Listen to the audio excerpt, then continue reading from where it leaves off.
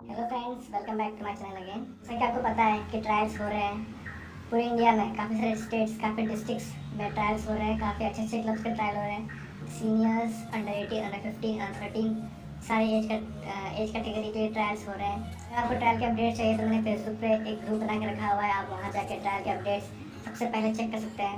A few moments later. तो आज का जो वीडियो है ये बहुत ही अलग और बहुत ही इंपॉर्टेंट वीडियो होने वाला है, क्योंकि मैं जो आपको बताऊंगा ये आपको और कोई नहीं बताएगा। तो जैसा कि आपने थंबनेल में देख लिया है कि मैं आपको बताऊंगा आज की एक कोच ट्रायल्स में एक कोच स्ट्राइकर के अंदर क्या क्या देखता है। मैं खुद एक स्ट्राइकर हूँ, तो मैं पहले स्ट्राइकर के ऊपर बना रहा हूँ, उसके बाद मिडफील्डर, फिर विंगर, फिर डिफेंडर, फिर साइड बैक, फिर गोलकीपर्स। ठीक है, इन सब पोजीशंस के लिए भी मैं अलग अलग बना दूंगा कि एक कोच एक स्ट्राइकर, एक मिडफील्डर और अलग अलग पोजीशन में जो प्लेयर्स हैं उनमें क्या क्या देखता है। तो अगर आपको ट्रायल में सेलेक्ट होना है तो इस वीडियो को पूरा देखिए, क्योंकि इस वीडियो में जितने भी पॉइंट्स मैं आपको बताऊंगा, जितने भी चीज़ें मैं आपको बताऊंगा, अगर आप उन सब चीज़ों में अच्छे हो जाते हैं, उन सब चीज़ों को आप फॉलो करते हैं, तो आपको ट्रायल में सेलेक्ट होने से कोई नहीं रोक सकता। तो सबसे पहले हम जान लेते हैं कि स्ट्राइकर किस टाइप के होते हैं। तो फर्स्ट ऑफ ऑल, स्ट्राइकर जो होते हैं दो टाइप के होते हैं। ठीक है, दो टाइप के स्ट्राइकर होते हैं। तो आपको ये पता करना है कि आप किस टाइप के स्ट्राइकर हैं। एक दो तरीके के होते हैं स्ट्राइकर। सबसे पहला जो होता है द मोबाइल ट्रिकस्टर। इसका मतलब होता है कि ये जो स्ट्राइकर है, जो पहला टाइप का जो स्ट्राइकर होता है, उसके अंदर तीन खूबियाँ होती है। ठीक है, तीन एबिलिटीज़ जो होती है सबसे बेस्ट होती है उसके अंदर।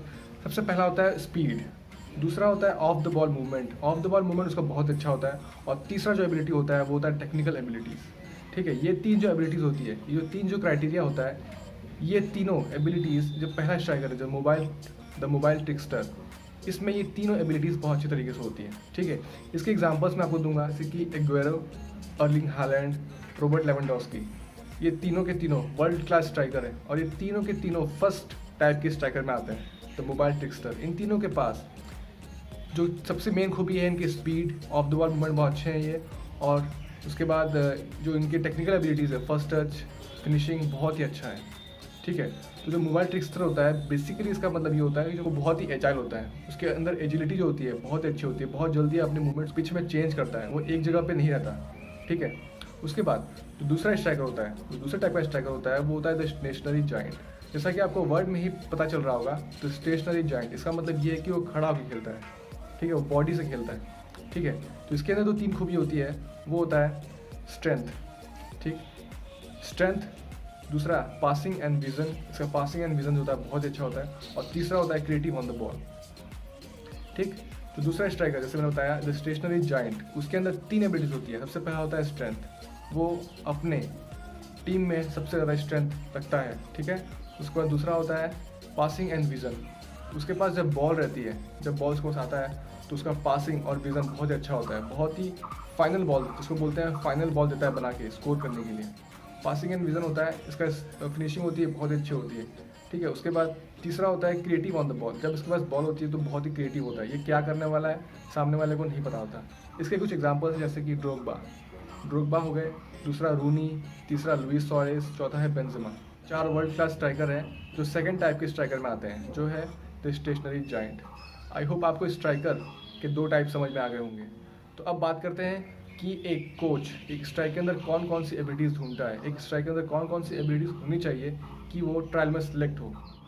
मैं आपको सबसे इंपॉर्टेंट चीज़ बताने जा रहा हूँ इस वीडियो में। मैं आपको 5 नहीं, 10 नहीं, 20 नहीं, 30 एट्रीब्यूट्स बताऊंगा। स्ट्राइकर के अंदर अगर ये 30 एट्रीब्यूट्स है, उसके अंदर ये 30 एबिलिटीज़ हैं, तो उसको किसी भी क्लब में सिलेक्ट होने से कोई नहीं रोक सकता, एक वर्ल्ड क्लास स्ट्राइकर बनने से कोई नहीं रोक सकता। ठीक है, तो आप इन 30 पॉइंट्स को ध्यान से सुनिए। ठीक है, 30 पॉइंट्स को ध्यान से सुनिए। आप खुद को एनालाइज कीजिए कि आप कहाँ पे लैक हैं। आप चाहे तो एक पेन, एक पेपर ले सकते हैं अपने साथ, और इन 30 पॉइंट्स को लिख सकते हैं। ठीक है, अगर आपको लगता है कि आप किसी पॉइंट में लैक करते हैं, तो वहाँ पे आप क्रॉस मार्क कर दीजिए। आपको लगता है कि अगर आप किसी चीज़ में अच्छे हैं, तो उसमें राइट साइन का यूज़ कीजिए। ठीक है, सबसे पहला एट्रीब्यूट है वो होता है फिनिशिंग। ठीक है, एज ए स्ट्राइकर का मतलब होता है गोल करना, तो फिनिशिंग सबसे पहला एट्रीब्यूट। अगर आप स्ट्राइकर हैं तो सबसे पहले आप पता कीजिए कि आपके अंदर फिनिशिंग का जो एबिलिटी है वो आपके अंदर है कि नहीं। उसका दूसरा है कॉन्फिडेंस। ठीक है, उसके बाद तीसरा है गुड फर्स्ट टच। ठीक है, उसके बाद फोर्थ है फिजिकली स्ट्रॉन्ग। ठीक है, अगर एज ए स्ट्राइकर आपको फिजिकली बहुत स्ट्रॉन्ग होना होगा। उसके बाद पाँचवा है ग्रेट फिटनेस और वर्क रेट। ठीक है। उसका फिटनेस जो है बहुत ही पीक लेवल पर होना चाहिए, बहुत ही अच्छा होना चाहिए। पूरी टीम में एक स्ट्राइकर का वर्क रेट बहुत ही अच्छा होना चाहिए, क्योंकि उसको बहुत सारे रन्स बनाने हैं, उसके स्प्रिंट्स बहुत सारे होने चाहिए आने। उसके बाद आता है सिक्स्थ, वो है स्ट्रॉन्ग वर्टिकल लीपिंग एबिलिटी। ठीक है, स्ट्रॉन्ग वर्टिकल लीपिंग एबिलिटी, इसका मतलब होता है कि उसका जो स्पॉट जंप है, ठीक है, जो वर्टिकल जंप है वो बहुत ही अच्छा होना चाहिए, क्योंकि हेडिंग्स लेने होंगे उसको और जितने भी डिफेंडर्स हैं उनको उसे फेस करना होगा। उसके बाद जो 7th एट्रीब्यूट है वो है ability to act as a first point of defence. ठीक है, इसका मतलब होता है कि जैसे ही ओपोनेंट टीम के पास बॉल जाती है, अगर ओपोनेंट टीम के डिफेंस के पास बॉल जाती है तो स्ट्राइकर को तुरंत पहला डिफेंस बन जाना है अपनी टीम के लिए। ठीक है, उसको डिफेंस करना है, ये नहीं कि अगर ओपोनेंट के पास बॉल चली गई तो उसे खड़ा रहना है, नहीं, उसे तुरंत डिफेंस मोड में आना है और डिफेंस करना है। उसके बाद जो 8वां एट्रीब्यूट है वो है ability to battle and win balls. ठीक है, उसके अंदर डिफेंसिव एबिलिटीज होनी चाहिए और अपने स्ट्रेंथ का उसे अच्छी तरीके से यूज़ करना आना चाहिए। उसके बाद जो 9वां एट्रीब्यूट है वो है ability to hold up play from passes. ठीक है, इसका मतलब होता है कि जब उसके पास बॉल आती है, ठीक है, जब एक स्ट्राइकर के पास बॉल आ रही है अपनी टीम से, तो उसे अपने स्ट्रेंथ का यूज़ करके अपने बॉल को होल्ड करके रखना है। ठीक है, अपने बॉल को होल्ड करना है, यानी कि तुरंत पास कर देना नहीं, उसे कब पास करना है, कब पास नहीं करना है, कब बॉल को होल्ड करना है, वो सब चीज़ें उसको आनी चाहिए। उसके बाद जो 10th एट्रीब्यूट है वो है ability to attack free spaces and get behind defenders. इसका मतलब होता है कि जो स्पेसेस खाली होती है, ठीक है, मैच में काफ़ी सारी स्पेस जो होती है खाली होती है, ठीक है, वहाँ पे उसको रन बनाना आना चाहिए। उसके जो रन होने चाहिए वो फ्री स्पेस में होने चाहिए। ठीक है, फील्ड के फ्री स्पेस में उसके रन होने चाहिए और वहाँ से उसे अटैक करना आना चाहिए। ठीक है, ये हो गया उसका 10th एट्रीब्यूट। अब उसके बाद 11th एट्रीब्यूट जो है वो है technically good with both feet. ठीक है, इसका मतलब आपको समझ में आ गया होगा कि उसे बोथ फीट का अच्छे से यूज़ कराना चाहिए, उसका बोथ फीट से अच्छे फिनिशिंग होनी चाहिए, अच्छा शूटिंग, अच्छा पासिंग, अच्छा रिसीविंग होना चाहिए दोनों पैर से। उसके बाद जो 12th एट्रीब्यूट है वो है ability to finish off half chances. इसका मतलब होता है कि 50-50 चांसेस जो होते हैं, ठीक है, 50-50 चांस होते हैं गोल होने के ना होने के, उससे उसको 50% चांस को 60% 70% चांस में कन्वर्ट करना है। ठीक है, यानी कि 50% चांसेस जो है गोल होने के उसको वो 100% चांस में कन्वर्ट कर दो, यानी कि उसका जो फिनिशिंग है बहुत अच्छा होना चाहिए। उसके बाद जो 13th एट्रीब्यूट है वो है ability to take on defenders 1-on-1। ठीक है, इसका मतलब होता है कि उसका जो 1-on-1 स्किल होना चाहिए बहुत ही अच्छा होना चाहिए। 1-on-1 अगर डिफेंडर के साथ जा रहा है तो उसे 10 में से 7 या 8 बार तो डिफेंडर्स को काट ही लेना है। ठीक है, डिफेंडर्स को स्किल्स करके उसको बीट करना है। उसके बाद जो 14th एबिलिटी है वो है गुड पासिंग स्किल्स। ठीक है, उसका जो पासिंग स्किल है बहुत ही अच्छा होना चाहिए। उसके बाद जो 15th एट्रीब्यूट है वो है क्रिएटिव ऑन द बॉल। ठीक है, जब उसके पास बॉल रहे तो बहुत ही क्रिएटिव रहे, बॉल के साथ क्या करने वाले हैं ओपोनेंट टीम को ना पता हो, जो डिफेंस है वो बहुत कंफ्यूज रहे। उसके बाद जो 16th एट्रीब्यूट है वो है क्लिनिकल इम्प्रोवाइजेशन। क्लिनिकल इम्प्रोवाइजेशन का मतलब होता है कि वो जो भी करे, अगर वो शूटिंग करे तो शूटिंग जो है एक्यूरेट होना चाहिए, अगर वो पासिंग करे तो पासिंग अच्छा होना चाहिए, फिनिशिंग करे तो फिनिशिंग अच्छा होना चाहिए, जो भी चीज़ वो करे और रिसीव करे हर चीज़ उसका क्लिनिकल यानी कि बहुत अच्छी तरीके से होना चाहिए।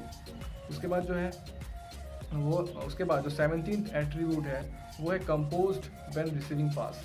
ठीक है, ऐसे बहुत सारे स्ट्राइकर हैं जैसे ही उनके पास बॉल आती है तो बहुत हड़बड़ में रिसीव करते हैं बॉल को, बहुत हड़बड़ी करते हैं। ठीक है, तो उसे हड़बड़ी नहीं करना है ऐसे।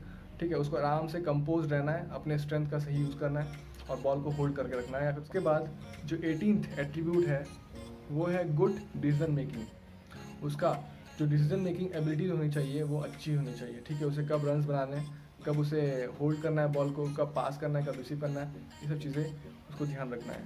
उसके बाद जो 19th एट्रीब्यूट है वो है क्लिनिकल अवेयरनेस।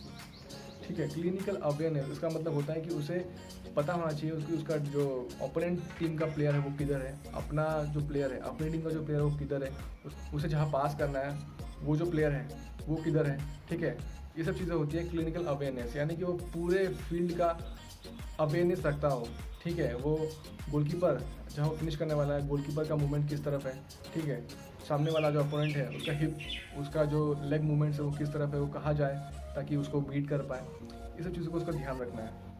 उसके बाद जो 20वां एट्रीब्यूट है वो है ability to meet cross and और कट बैक्स। ठीक है, ability to meet cross and cut backs इसका मतलब होता है कि जब आपका विंगर बॉल लेके जा रहा है, ठीक है, जब वो क्रॉस करेगा, अब वो जब क्रॉस करेगा तो आपको क्रॉस एंड यानी कि एकदम लास्ट वाला जो मैन है उस मैन उस मैन को बीट करके आपको बॉल को रिसीव करना है या फिर फर्स्ट टच में गोल करना है, ठीक है। इसको बोलते हैं क्रॉसिंग, यानी कि जब यहाँ से बॉल आ रही है तो आपको अपनी स्पीड का यूज़ करके उस बॉल को रिसीव करना है और गोल में कन्वर्ट करना है। उसके बाद होता है कटबैक्स। कटबैक्स का मतलब क्या होता है कि कभी कभी क्या होता है कि जो विंगर होते हैं वो बॉल को गोल पोस्ट की तरफ नहीं डालते हैं, वो पीछे की ओर डालते हैं, ठीक है, पेनल्टी एरिया में या फिर जो स्मॉल डी बॉक्स होता है उसमें वो बॉल डालते हैं, उसको बोलते हैं कटबैक्स, ठीक है। जो विंगर जब कटबैक्स डालते हैं, जो पीछे की तरफ बॉल डालते हैं, तो उसको भी उसे विन करना आना चाहिए। तो ये होगा क्लिनिकल अवेयरनेस की वजह से, ठीक है। उसे समझना होगा कब मुझे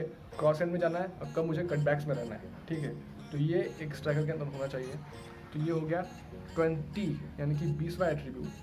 जो 21 एट्रीब्यूट है, 21 जो एट्रीब्यूट है वो है ability to use the back, arm strength and balance, ठीक है। उससे अपना बैक का यूज़ कराना चाहिए, ठीक है। मैन को, उसका जो अपोनेंट है उसे अपने बैक से अपने आर्म्स का यूज़ कराना चाहिए, उसको अपने आर्म्स का अच्छी तरीके से यूज़ कराना चाहिए और साथ ही साथ उसका बैलेंस बहुत अच्छा होना चाहिए, ठीक है। इन सारे पॉइंट्स को आप लिखिए ज़रूर, अगर आप स्ट्राइकर है तो लिखिए, इन सबको आप नोट डाउन कीजिए कि कहाँ पे आप वीक हैं, कहाँ पे आप अच्छे हैं। जहाँ भी आप वीक हैं उन सब चीज़ों को आप अच्छा करिए और आप देखिए आप किसी भी क्लब के ट्रायल में जाएंगे तो आपका सिलेक्शन हो जाएगा, अगर आप इन 30 एट्रीब्यूट्स जो मैं आपको बता रहा हूँ उनमें अगर आप अच्छे हो जाते हैं तो। उसके बाद जो 22 एट्रीब्यूट है वो है ability to drop between the lines before receiving and turning the ball. इसका मतलब होता है कि जो डिफेंस है, जो 4 डिफेंस है या फिर 3 डिफेंस है, उनके और जो मिडफील्डर हैं उनके बीच में जो स्पेस होता है, ठीक है।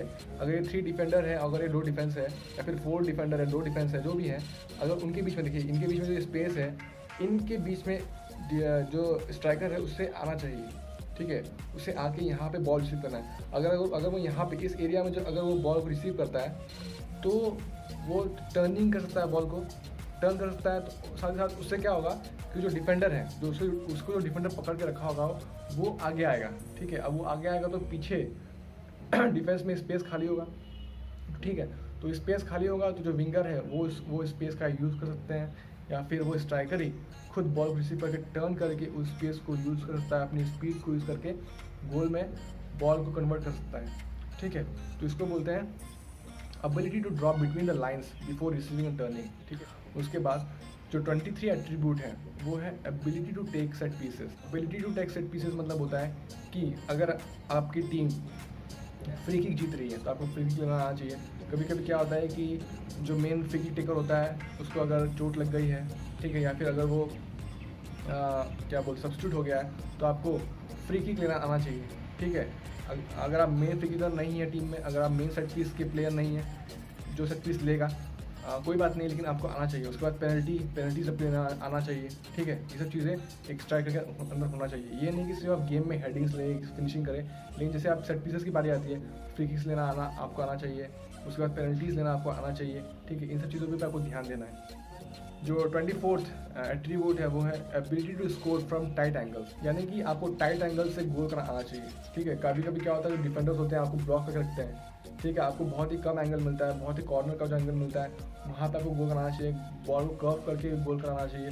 उसके बाद 0 डिग्री एंगल से आपको गोल कराना चाहिए, ठीक है। ये सब चीज़ें कैसे आएंगी, जितना आप प्रैक्टिस करेंगे, जितना आप शूटिंग का प्रैक्टिस करेंगे,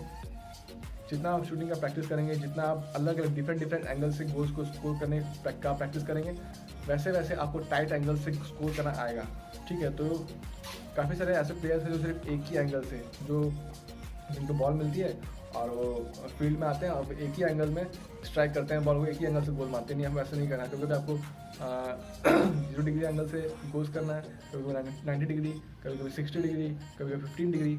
आपको हमेशा अपने एंगल्स को चेंज करते रहना है प्रैक्टिस सेशन में, जिससे आप अलग अलग एंगल से गोल कर सकें। इससे क्या होता है कि आप गेम सिचुएशन में क्या होगा कि आपको डिफेंडर्स अलग अलग पोजीशंस में आपको ब्लॉक करके रखेंगे, तो आपको 1 टच के लेके बॉल के साथ या फिर 2 टच लेके बॉल के साथ आपको गोल्स में कन्वर्ट करना है बॉल को। उसके बाद जो 25th एट्रीब्यूट है वो है ability to dribble at speed and accelerate past players effortlessly.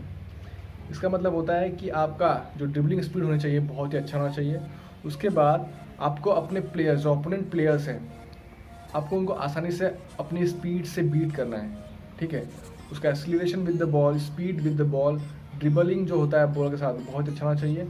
और साथ ही साथ जो उसके प्लेयर्स हैं, जो ओपोनेंट प्लेयर्स हैं, उसको आसानी से बीट करना है, यानी कि 10 में से 7 और 8 टाइम्स उसको आसानी से अपने जो ओपोनेंट प्लेयर है उसको बीट करना है, जो कि है ability to dribble at speed and accelerate past players effortlessly.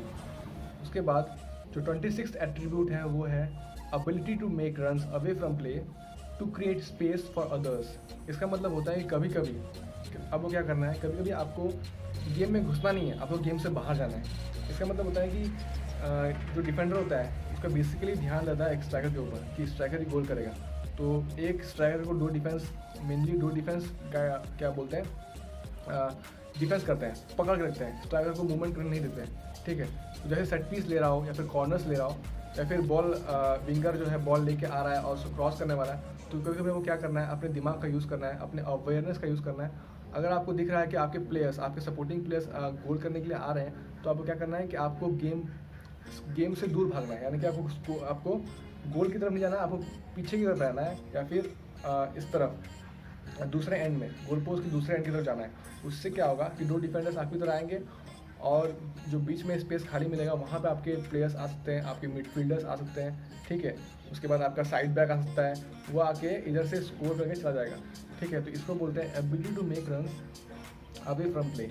ठीक है, तो आपके अंदर ये अवेयरनेस होना चाहिए कि कब आपको अवे मतलब गेम से दूर भागना है। ठीक है, इसका मतलब ये नहीं होता है कि आपको गेम छोड़ देना है या फिर गेम में क्या हो रहा है उसे भूल जाना है, ऐसा नहीं। गेम से दूर भागना है इसका मतलब ये है कि आपको डिफेंस को अपने साथ लेके आना है। इससे क्या होता है कि आपके जो प्लेयर्स, आपका टीममेट है, वो स्पेस का यूज़ करके बॉल को जो गोल में कन्वर्ट कर देंगे। उसके बाद जो 27th एट्रीब्यूट है वो है ability to adapt to any changes in formation and style of his manager. इसका मतलब होता है कि कभी कभी क्या होता है कि जो मैनेजर होता है वो फॉर्मेशन को चेंज करता है। कभी कभी वो चाहेगा आपको डिफेंस करना। ठीक है, अगर आपकी टीम जीत रही है तो आपको डिफेंस करना पड़ेगा ऑफकोर्स, तो आपको डिफेंस करना में आना चाहिए। इसका मतलब बेसिकली ये है।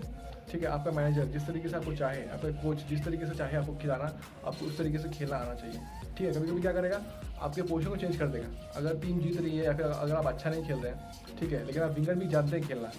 मैंने एक ऑलरेडी वीडियो बना के रखा है कि कैसे अगर आप अलग अलग पोजीशन में खेलते हैं तो आपके लिए एक बेनिफिट मिलेगा आपको गेम में। ठीक है, तो वही एक एग्जांपल है इसका कि अगर आपका कोच चाहता है आपको विंगर खेलना और विंगर को चाहता है स्ट्राइकर खेलना, तो आपको अलग पोजीशन में खेलना आना चाहिए। इसका मतलब ये भी है। ठीक है, तो ये एट्रीब्यूट जो होता है एक स्ट्राइकर के अंदर होना चाहिए। उसके बाद जो 28 जो एट्रीब्यूट है वो है गुड एरियल बॉल कंट्रोल। ठीक है, आपके अंदर एरियल बॉल का जो कंट्रोल है वो बहुत अच्छा होना चाहिए। ठीक है, आपका जो रिसीविंग है चेस्ट के साथ, हेडिंग से भी रिसीव होते हैं बॉल। ठीक है, वो सब बॉल्स आपके रिसीव होने अच्छे चाहिए। ठीक है, क्योंकि अगर आप अच्छा रिसीव नहीं करते हैं, अगर आपका एरियल बॉल कंट्रोल अच्छा नहीं है तो आप तुरंत बॉल के पोजीशन को लूज़ कर देंगे और ओपोनेंट टीम के पास बॉल चली जाएगी। ठीक है, तो इसका आपको ध्यान रखना है। उसके बाद 29 जो एट्रीब्यूट है वो है गुड एरियल बॉल फिनिशिंग। इसका सबसे परफेक्ट एग्जांपल है वो है ज़लाटन इब्राहिमोविच। ठीक है, आप ज़लाटन इब्राहिमोविच को देखिएगा, उनके जो गेम ऑफ स्टाइल है, उनका जो प्लेइंग ऑफ स्टाइल है उनको देखो। ठीक है, यूट्यूब में देखो, उनका जो एरियल बॉल जो फिनिशिंग है बहुत ही अच्छा है, बहुत ही परफेक्ट है। ठीक है, रोनाल्डो मेसी से भी अच्छा उनके एरियल बॉल फिनिशिंग है।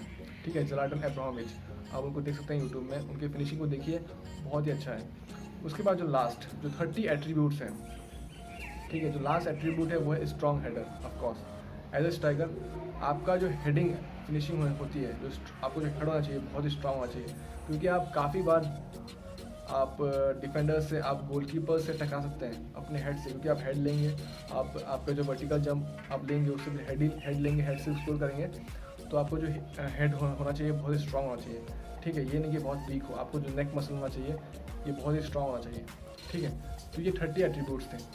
तो फ्रेंड्स, वीडियो बहुत लंबा हो गया है, आई होप आपको समझ में आ गया होगा कि स्ट्राइकर के अंदर क्या क्या एट्रीब्यूट्स होने चाहिए, स्ट्राइकर किस टाइप के होते हैं, एक कोच क्या क्या स्ट्राइकर के अंदर ढूंढता है। ठीक है, अगर आप ये 30 एट्रीब्यूट्स अपने अंदर रख लेते हैं, ठीक है, इन 30 में से आप 20 एट्रीब्यूट्स भी अगर आप अपने अंदर रख लेते हैं ना, तो मैं आपको गारंटी बताता हूँ आपका 80% चांसेस सिलेक्ट होना ट्रायल में ऐसे ही हो गया।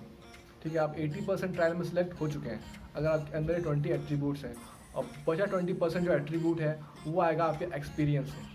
ठीक है, आप कोई पोजीशन में खेलें, आपको एक्सपीरियंस होना बहुत ज़रूरी है गेम का। आप गेम्स के लिए आप एनालाइज कीजिए, यूट्यूब में वीडियोस देखिए, हाइलाइट्स देखिए। ठीक है, ये है एक्सपीरियंस।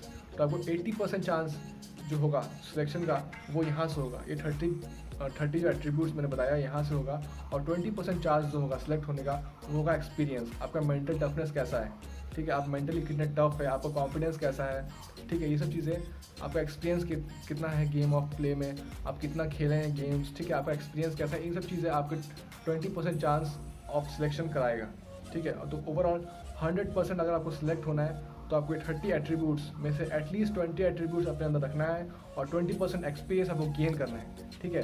और आपको गारंटी किसी ना किसी क्लब में क्या कोई भी क्लब में आपको सिलेक्शन मिल जाएगा अगर आप इन चीज़ों का ध्यान रखते हैं तो। फ्रेंड्स, आई होप आपको वीडियो पसंद आया होगा। तो अगर आपको ऐसे ही पोजीशन वाइज क्या क्या एट्रीब्यूट्स होने चाहिए एक प्लेयर के अंदर, अगर आपको वीडियो चाहिए ऐसा तो ज़रूर कमेंट बताएं। मैं जल्दी ही इसके फिर दूसरा पार्ट लेकर आऊँगा विंगर्स के लिए, फिर मिडफील्डर्स के लिए, ठीक है, अलग अलग पोजीशन के प्लेयर्स के लिए। तो मिलता है आपको नेक्स्ट वीडियो में, तब तक के लिए जय हिंद। हिंदू भाइयों, शेर बनो, जवाब दो। ना शेर बन सको तो शेयर करो, दबा के शेयर करो।